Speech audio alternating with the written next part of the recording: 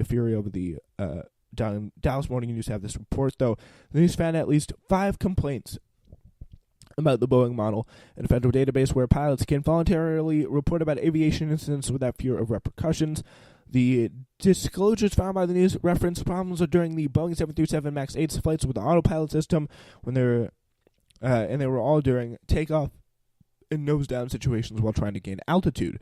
While records show these flights occurred during October and November, the information about which airlines the pilots were flying for is redacted from the database.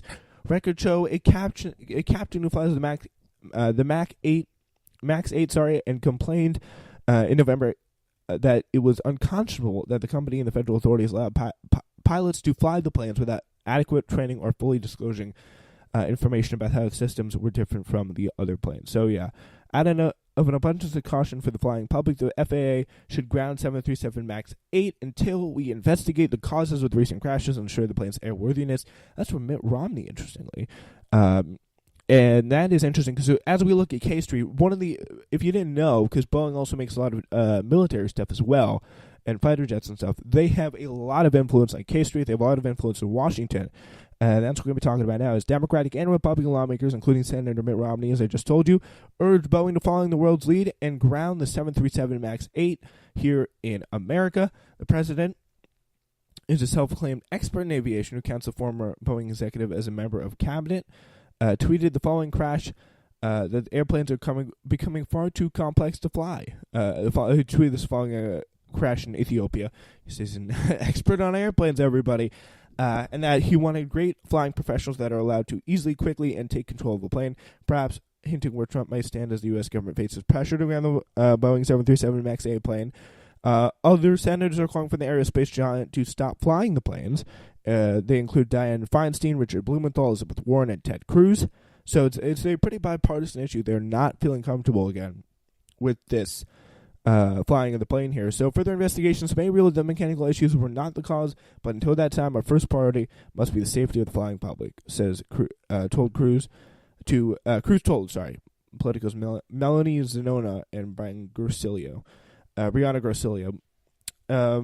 Warren, who is seeking the Democratic presidential nomination, also called on Congress to hold hearings. And the Boeing 737 is a major driver of Boeing profits, and report the Post's John Wagner. In the coming weeks, Congress should hold hearings on whether an administration that famously refused to stand up to Saudi Arabia to protect Boeing arms sales has once again put lives at risk for the same reason. So, interesting little zinger there by Warren. And she knows, she's been around long enough to know that's what's going on here. And it's very interesting to see her kind of get on her game like that. And also quite impressive, too. So, Boeing's a major player in Washington with a direct line to the president. They spent $15 million lobbying experts' efforts in D.C. last year, so it's going to be very interesting to see who wins this stuff. The individual lawmaker receiving the most from Boeing's 2018 cycle was the Senator Maria Cantwell, the Washington State, who collected $54,000. Bob Casey and Claire McCaskill were others who received a lot of money. So, finally, Operation Varsity Blues.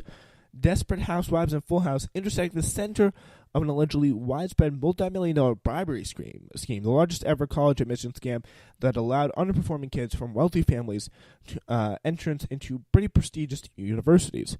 And then you had USD. Actress Felicity Huffman and Lori Loughlin were under among the 50 people charged Tuesday in an operation accidentally uncovered last year by the FBI. According to Devlin Barrett and Matt Zapotsky of the Washington Post, the scheme's official chief architect, William Singer, pleaded guilty in federal court on Tuesday. Officials described Singer as a well-connected college admissions advisor and say he describes the bribery scheme as a charity, enabling parents to deduct the bribes from their tax. Damn, that's pretty impressive. So Olivia Jade, Lori Loughlin's daughter, had an interesting tour of her college dorm room that she put out on YouTube with the tweet, "College prep is the worst thing ever."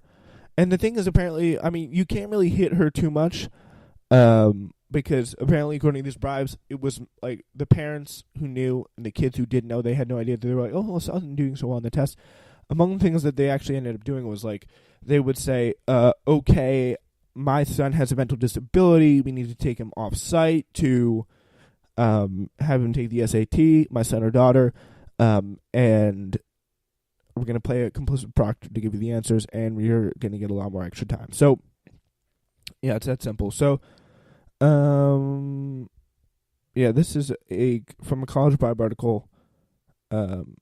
This is tweeted out by Osita Navanu. Says, very interesting. Osita tweeting out, okay, so who we are, what we do is we help the wealthiest families in the U.S. get their kids into school. Every year there is a group of families, especially where I am right now in the Bay Area, Palo Alto. I just flew in. They want guarantees. They want this thing done. They don't want to be messing around with this thing. So that's what they want in at certain schools. So I did 761 what I would call side doors. There's a front door, which means you get in your own. The back door is through institutional advancement, which is 10 times as much money. I've created the side door in. Because a back door, when you go through an institutional advancement, as you know, everyone's got a friend of a friend who knows somebody, but there's no guarantee. They're just going to give you a second look. My families want a guarantee. So if you said, here's our grades, here's our scores, here's our ability, or you want to get an X school, and you give me 1 or 2 schools, I'll go after those schools and try to get a guarantee done. So by that time, the summer of her senior year, before senior year, hopefully we can have this thing done. So this fall before December 15th, she already knows she's in. Done. And you may make a financial commitment. It depends what kind of school you want. May determine how much that actually is. But that's kind of how the side and the back door work. Pretty much explains it there about this side and back door business. All right, that's it. We are way, way over time. We're going to have to see you tomorrow. It is the Wake Up.